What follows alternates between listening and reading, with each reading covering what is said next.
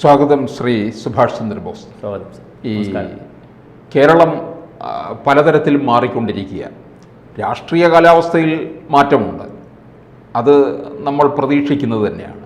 പക്ഷേ അല്ലാതെയുള്ള നമുക്ക് ഈ പ്രകൃതിയിൽ നിന്ന് കിട്ടുന്ന മാറ്റം അത് നമ്മൾക്ക് പലപ്പോഴും തിരിച്ചടി ഉണ്ടാകുന്ന രീതിയിലാണ് ഇപ്പോൾ കാര്യങ്ങൾ മുമ്പോട്ട് പോയിക്കൊണ്ടിരിക്കുന്നത്. വളരെ പ്രതികൂലമായ ഒരു കാലാവസ്ഥാ സാഹചര്യത്തിലേക്ക് കേരളം മാറുകയാണ്. ഇപ്പോൾ തന്നെ നമ്മൾ സംസാരിക്കുമ്പോൾ കേരളത്തിലെ 5 ജില്ലകളിൽ റെഡ് അലർട്ടാണ്. വിദ്യാഭ്യാസ സ്ഥാപനങ്ങൾ അവധി കൊടുത്തിരിക്കുകയാണ്. ഈ ഒരു സമയത്തൊരിക്കലും ഇത്തരത്തിലൊരു റെഡ് അലർട്ടും അവധി പ്രഖ്യാപനവും ഒന്നും ഉണ്ടായിട്ടുള്ളതല്ല. ഇത് ഒന്നുകൂടെ കൃത്യമായി പറഞ്ഞാൽ മലയാള മാസം വൃശ്ചികമാണ്. വൃശ്ചികത്തിൽ ഈ പുലർകാലത്തിൽ ഈ മഞ്ഞും പകൽ സമയത്ത് അല്പം ചൂടും ആയിട്ടാണ് പോകുന്നത്. ഇതെന്താണ് ഈ ഇത്തരത്തിലുള്ളൊരു മാറ്റം? 2 കാര്യങ്ങൾ നമ്മൾ ശ്രദ്ധിക്കേണ്ടതുണ്ട്. ഒന്ന്, നവംബർ ഡിസംബർ മാസങ്ങൾ, പ്രത്യേകിച്ച് ഡിസംബറൊക്കെ ആയി കഴിയുമ്പോൾ വൃശ്ചിക മാസം വരും, ക്രിസ്മസ് വരും. ഇതെല്ലാം നമുക്കൊരു സന്തോഷം തരുന്ന ഈ പറഞ്ഞ പോലെ നല്ല തണുപ്പുണ്ടായിരിക്കും. പക്ഷേ ശബരിമലയിൽ ചില സമയത്ത് നമുക്ക് പോകാൻ പറ്റില്ല, അത്ര നല്ല തണുപ്പായിരിക്കും, ഭയങ്കര തണുപ്പാണ്, ചെറിയ ചൂട് പകലുണ്ടായിരിക്കും. എന്തായാലും മഴ ഇങ്ങനെ വലിയ കുഴപ്പം ചെയ്യുന്നത്, എന്നാൽ ചെറിയ മഴയൊക്കെ വന്നിട്ടുണ്ട്. പക്ഷേ ഇപ്പോൾ കഴിഞ്ഞ കുറച്ചു കാലമായി കേരളത്തിലും ആഗോളതലത്തിലും വരുന്നുണ്ട്, ലോകത്താകെ സംഭവിക്കുന്നുണ്ട്. പക്ഷേ എങ്കിലും കേരളത്തിലും സംഭവിക്കുന്നു. മഴയുടെ വിധാനത്തിൽ വലിയ മാറ്റം ഉണ്ടാകുന്നതാണ്. ഇപ്പോൾ കടലിൽ ഇപ്പോൾ ഫേഞ്ചൽ എന്നൊക്കെ ഫെൽഗാൻ എന്നൊക്കെ പല പേരുകളിൽ പറയുന്ന ചുഴലിക്കാറ്റുണ്ട്. തമിഴ്നാട്ടിൽ ഫേഞ്ചൽ എന്ന് പറയുന്നത്. അപ്പോൾ അതിൻ്റെയും കൂടി ഒരു അനുരണനമാണ് വടക്കൻ കേരളത്തിൽ മഴ എന്നുള്ളൊരു ചിന്ത വന്നിട്ടുണ്ട്. എന്തായാലും പക്ഷേ കേരളത്തിലെ മഴയുടെ കാലാവസ്ഥ വലിയ മാറിക്കളിക്കുകയാണ്. മഞ്ഞുകാലം എന്ന് പറയുന്നത് ഇനിയിപ്പോൾ ഉണ്ടോ എന്ന് നമുക്കറിയില്ല. ഇതിങ്ങനെ വേറൊരു വേനൽക്കാലം നമുക്ക് എങ്ങനെയാണെന്ന് നമുക്കറിയില്ല. മഴ ഒരു വല്ലാത്ത രൂപത്തിൽ മഴയ്ക്കും. വേറൊരു തമാശ, ഇന്ന് രാവിലെ ഞാൻ ഒരു അത്യാവശ്യമായിട്ടൊരു സ്ഥലത്ത് പോകണമായിരുന്നു. വീട്ടിൽ നിന്ന് ഇറങ്ങുമ്പോൾ മഴയില്ല. 50 മീറ്റർ കഴിയുമ്പോൾ മഴ തുടങ്ങി. 7 മിനിറ്റ് കൊണ്ട് മഴ തീർന്നു. ഇങ്ങനെ വളരെ ലോക്കലൈസ് ചെയ്തിട്ടുള്ള പ്രാദേശികമായി മഴ ഇങ്ങനെ കളിക്കുക ജില്ലകളിൽ. ഇപ്പോൾ ഈ ജില്ലകളിൽ തന്നെ അവധി കൊടുത്തെങ്കിലും ജില്ലയിൽ എല്ലായിടത്തും മഴയില്ല, പോക്കറ്റുകളിലാണ്. ഇപ്പോൾ കാഞ്ഞിരപ്പള്ളി അങ്ങനെ പല പോക്കറ്റുകളിലാണ് ഓരോ ജില്ല എടുത്തു കഴിഞ്ഞാൽ. അപ്പോൾ അങ്ങനെ മഴയുടെ വിധാനത്തിൽ വലിയ മാറ്റം കൊണ്ടിരിക്കുകയാണ്. അതിലൊന്ന് ആഗോള താപനം ഒരു കാര്യം തന്നെയാണ്. പിന്നെ കടലുണ്ടാകുന്ന ചുഴലിക്കാറ്റുകൾ, ചക്രവാതങ്ങൾ, ഇതെല്ലാം നമ്മുടെ മഴയെ സ്വാധീനിക്കും. അതുപോലൊരു പ്രശ്നമാണ് നമ്മളുടെ ഇടപെടലുകളുമുണ്ട്. ഇപ്പോൾ ഇന്നലെ മാധവ് ഗാഡ്ഗിൽ, അദ്ദേഹം നമുക്ക് ചിരപരിതമായ വാക്കാണ്. അദ്ദേഹം ഒരു ബാംഗ്ലൂരിൽ വെച്ച് നടന്നൊരു സമ്മേളനത്തിൽ അദ്ദേഹം ഒരു പ്രസ്താവന നടത്തിയിട്ടുണ്ട്. പശ്ചിമഘട്ട മലനിരകളിൽ വ്യാപകമായി, അത് കേരളത്തിൽ മാത്രമല്ല, ഇപ്പോൾ 5 സംസ്ഥാനങ്ങളിലെ പശ്ചിമഘട്ട മലനിരകളിൽ വ്യാപകമായി കോറി എടുക്കുന്നത് കൊണ്ട് എയറോസോൾ എന്ന് പറയുന്ന പൊടിപടലങ്ങൾ അന്തരീക്ഷത്തിൽ ധാരാളം ഉണ്ടാവുകയും അത് മഴയ്ക്ക് കൂടുതൽ കാരണമാവുകയും ചെയ്യുമെന്ന് അദ്ദേഹത്തിൻ്റെ ഒരു പ്രസൻറ്റേഷനുണ്ട്. അപ്പോൾ മഴയുടെ വരവിനെയും നിദാനത്തെയും നമ്മുടെ വിവിധ പ്രവർത്തനങ്ങൾ സ്വാധീനിക്കുന്നുണ്ട്. മാലിന്യ സംസ്കരണത്തിലുള്ള പ്രശ്നങ്ങൾ, ഞാനീ പറഞ്ഞ കോറിങ് പോലുള്ള അല്ലെങ്കിൽ മറ്റ് ഖനനങ്ങളുണ്ടല്ലോ, അതുണ്ടാക്കുന്ന എയറോസോളുകൾ അല്ലെങ്കിൽ പൊടിപടലങ്ങൾ, വാതകങ്ങൾ, ഇങ്ങനെ പല കാര്യങ്ങൾ പഴയതിനേക്കാൾ വ്യത്യസ്തമായി ഇത് മഴ കൂടാൻ അത് കാരണമാകും എന്നാണ് ഇപ്പോൾ ഈ ഗവേഷകരൊക്കെ പറയുന്നത്. ഇപ്പോൾ 2 അഭിപ്രായം ഉണ്ട് അതിനകത്ത്. കോറികളുടെ എണ്ണം കൂടുതലാണ്, ഖനനവും കൂടുതലാണ്, മറ്റ് ഖനനവും കൂടുതലാണ്. വെസ്റ്റേൺ ഘാട്ടിൽ നമ്മളെവിടെയാണല്ലോ കോറികളുടെ എണ്ണം കുറവ്. ശരിക്കും പറഞ്ഞാൽ മനുഷ്യവാസം ഇല്ലാത്ത പല സംസ്ഥാനങ്ങളിലും മനുഷ്യവാസം കുറവുള്ള, അവിടെ പശ്ചിമഘട്ട മലയുടെ പ്രത്യേകത എന്താണ്? കേരളത്തിലാണ് ഇത്രയും ആളുകൾ മലയുടെ അടിവാരത്തൊക്കെ താമസിക്കുന്നത്, മറ്റ് സ്റ്റേറ്റുകളിൽ അങ്ങനെ ഇല്ലല്ലോ. അപ്പോൾ അവിടെയെല്ലാം നല്ല വ്യാപകമായി കോറിങ് ഉണ്ട്, ഖനനമുണ്ട്. അപ്പോൾ അതുമൊക്കെ അന്തരീക്ഷത്തിൻ്റെ എയറോസോൾ പൊടിപടലങ്ങളെ കൂട്ടുകയും ആ പൊടിപടലങ്ങൾ അങ്ങനെ അന്തരീക്ഷത്തിൽ നിൽക്കുന്നത് നീരാവിക്ക് സ്വതന്ത്രമായി സഞ്ചരിക്കുവാൻ തടസ്സമുണ്ടാവുകയും അത് പെട്ടെന്ന് ഘനീഭവിക്കുകയും തണുത്ത് മഴയാവുകയും ചെയ്യുമെന്നാണ് ഞാൻ പറഞ്ഞാൽ മാധവ് ഗാഡ്ഗിൽ സാർ കുറച്ച് കാലം കൊണ്ട് ഈ മാധവ് ഗാഡ്ഗിൽ ഇങ്ങനെ പറയുന്നുണ്ട്. അപ്പോൾ അതൊരു വശത്ത് നടക്കുന്നു. പിന്നെ നമ്മുടെ പോലുള്ള സ്ഥലങ്ങളിലെ മഴയെ സ്വാധീനിക്കുന്ന മറ്റ് ഘടകങ്ങളുണ്ട്. നമ്മുടെ മലകൾ, നമ്മുടെ പുഴകൾ, വയലുകൾ, ഇതെല്ലാം നമ്മുടെ മഴയെ സ്വാധീനിക്കും. ഇപ്പോൾ കഴിഞ്ഞ ദിവസം തന്നെ നമ്മുടെ മന്ത്രി സജി ചെറിയാൻ അവർ എന്ത് മനസ്സിലാക്കിയിട്ടാണ് പറയുന്നത് എനിക്കറിയില്ല, അദ്ദേഹം ഒരു പ്രസ്താവന ഇറങ്ങി.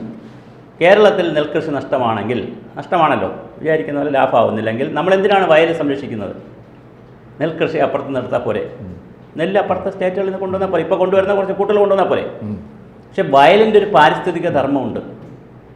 ഒരു വയലെന്ന് പറഞ്ഞാൽ അത് നെല്ല് മാത്രം വിളയിക്കാനുള്ള ഒരു സ്ഥലമല്ല, അതൊരു പാരിസ്ഥിതിക ധർമ്മമുണ്ട്. ഭരണഘടന എന്തിനു വേണ്ടിയാണെന്ന് ചോദിച്ച ആളാണ്. അതെ, അദ്ദേഹത്തിന് ചില ചോദ്യങ്ങൾ. ഈ മലയുടെ ഒരു പാരിസ്ഥിതിക ധർമ്മമുണ്ട് മഴ പെയ്യുന്നതായി ബന്ധപ്പെടുത്തി. പുഴകൾക്ക് ധർമ്മമുണ്ട്. ഇവിടെ പെയ്യുന്ന മഴയുടെ 10% ഭൂമിയിൽ വീഴാതെ നേരിട്ട് സസ്യജാലങ്ങളുടെ ഇലകൾ പിടിച്ചിട്ട് അപ്പോഴേ റിലീസ് ചെയ്യും. അങ്ങനെ റിലീസ് ചെയ്യുന്ന വെള്ളവും കൂടെ ചേർത്തിട്ടാണ് നമുക്ക് വെള്ളം വരുന്നത്. അല്ലാതെ കടലിലെ വെള്ളം മാത്രമല്ല നീരാവിയാവുന്നത്. മണ്ണിലെ വെള്ളം കുറേ നീരാവിയായി പോകും, ഇവാപ്പറേറ്റ് ചെയ്ത് പോകും. കടലിലെ വെള്ളം പോകും, കായലിലെ വെള്ളം പോകും. അപ്പം വെള്ളത്തിൻ്റെ സൈക്കിളിൽ, വാട്ടർ സൈക്കിളിൽ വലിയ മാറ്റം വന്നിട്ടുണ്ട് കേരളത്തിൽ. ആ മാറ്റം വരുത്തുന്നതിൽ നമ്മുടെ ഇടപെടലിനും വലിയ പങ്കുണ്ട് എന്നാണ് എൻ്റെ വാദം. 2 തരത്തിൽ കാലാവസ്ഥയുണ്ട്. സൂക്ഷ്മതലത്തിൽ ഒരു കാലാവസ്ഥയുണ്ട്. ഓരോ ചെറിയ പ്രദേശത്തുള്ള, ഇപ്പം കവടിയാർ ചെന്നാൽ ഒരു ചെറിയ കാലാവസ്ഥയാണ്, എയർപോർട്ടിൽ ചെന്നാൽ വേറെ കാലാവസ്ഥയാണ്. ഓരോ സ്ഥലത്ത് ചെന്നാൽ ഓരോ തരത്തിലുള്ള സൂക്ഷ്മതലത്തിലൊക്കെ. ഇപ്പോൾ ഈ റൂമിനകത്തൊരു ചെറിയ ഒരു അന്തരീക്ഷ സ്ഥിതിയാണ്, അങ്ങോട്ട് മാറുമ്പോൾ വ്യത്യാസമുണ്ട്. ഇതുപോലെ വലിയ തലത്തിലുമുണ്ട് വ്യത്യാസം. ഒരു പ്രദേശത്താകെ, ഒരു രാജ്യത്താകെ, ഒരു സംസ്ഥാനത്ത് വലിയ തലത്തിലുണ്ട്. ആ വലിയ തലത്തിലുള്ളതിനെ ചിലപ്പോൾ നമുക്ക് പിടിക്കാൻ പറ്റില്ല, പക്ഷേ ചെറിയ തലത്തിലുള്ളതിനെ നമുക്ക് നന്നായി കൈകാര്യം ചെയ്യാൻ പറ്റും. അപ്പോൾ കേരളത്തിലെ മഴയെന്ന് പറയുന്നത് മാറിക്കളിക്കുകയാണ്. കൃത്യമായി സീസൺ മാറുമ്പോൾ ഉണ്ടാകുന്ന പ്രശ്നങ്ങൾ എന്താണെന്ന് വെച്ചാൽ, ഒന്ന്, അതീവ ഗുരുതരമായ അസുഖങ്ങൾ വരുന്നുണ്ട്. ലക്ഷക്കണക്കിന് ആളുകളാണ് പനിയും മറ്റ് അനുബന്ധ അസുഖങ്ങളായിട്ട് പോയിട്ട്. ഇന്നലെ ഒരു വാർത്ത വന്നിട്ടുണ്ട്, ക്ഷയരോഗം നിയന്ത്രണാതീതമായി പോകുന്നു. ശ്വാസകോശ സംബന്ധമായ, അതായത് ക്ഷയരോഗ അനുബന്ധ രോഗങ്ങൾ, അന്തരീക്ഷത്തിന് മലിനീകരണമായിട്ടൊക്കെ ബന്ധപ്പെടുത്തി കുറേ പ്രശ്നങ്ങളാണ്. അപ്പോൾ അത് ഒരു വശത്ത്, രോഗങ്ങൾ ഒരു വശത്തുണ്ടാകുന്നു. കന്നുകാലികൾക്കും മറ്റ് ജീവജാലങ്ങൾക്കും നിലനിൽക്കാൻ പറ്റുന്നില്ല. കാരണം ഇങ്ങനെ മഴ ചൂട് ഇങ്ങനെ ഒന്ന് സസ്റ്റെയിൻ ചെയ്യാൻ പറ്റുന്നില്ല. അപ്പം അങ്ങനെ ഒരു കാലാവസ്ഥ മാറ്റത്തിലേക്ക് കേരളം പോയിക്കൊണ്ടിരിക്കുകയാണ്. അപ്പോൾ അത് സൂക്ഷ്മതലത്തിലുള്ള പ്രശ്നങ്ങളുമുണ്ട്, നമ്മളുടെ ഇടപെടലിലുള്ള പ്രശ്നങ്ങളുണ്ട്, ആഗോളതലത്തിലുള്ള പ്രശ്നങ്ങളുണ്ട്, കടലിൻ്റെ ചൂടാവലിൻ്റെ പ്രശ്നങ്ങളുമുണ്ട്. ബഹുമുഖമായ പ്രശ്നങ്ങളാണുള്ളത്.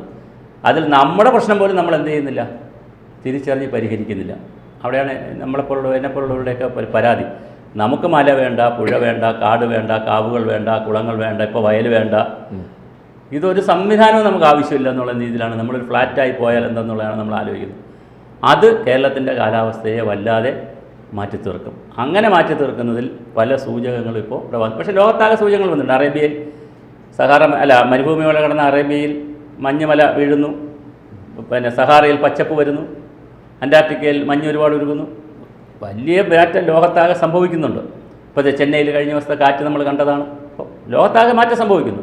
പക്ഷേ നമ്മുടെ രാജ്യത്തും നമ്മുടെ സംസ്ഥാനത്തും മഴ വല്ലാതെ മാറിക്കളിക്കുകയാണ്. അപ്പോൾ അത് ഗൗരവമായി നമ്മൾ പഠിക്കുകയും, ഒരു വാട്ടർ ലിറ്ററസി പോരാ. നേരത്തെ അത് മതിയായിരുന്നു, ഒരു വാട്ടർ കൺസർവേഷൻ. ഇപ്പോൾ അത് പോരാ, കുറച്ചൊരു റെയിൻ ലിറ്ററസിയിലേക്ക് പോകണം, ഒരു മഴയുടെ ഒരു സാക്ഷരതയിലേക്ക് പോകണം. കാരണം നമ്മുടെ മഴയെ ആശ്രയിച്ചിട്ടാണ് ഇവിടുത്തെ കൃഷി രീതികളെല്ലാം.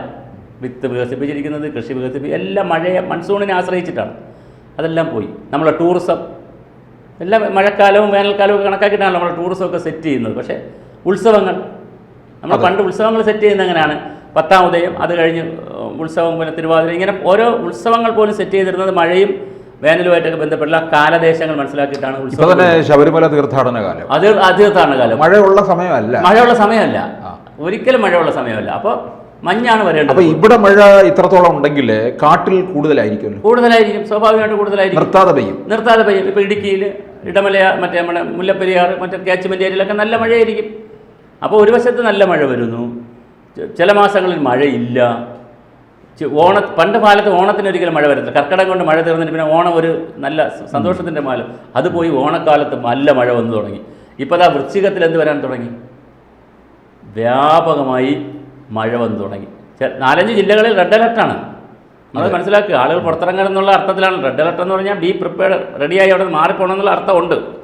ഉരുൾപൊട്ടൽ സ്ഥലത്തൊക്കെ ആണെങ്കിൽ മാറിപ്പോകണമെന്നാണ് എൻ്റെ അർത്ഥം. കടൽ തീരത്താണെങ്കിൽ ആരും പോരുന്നാണ് കടലിൽ.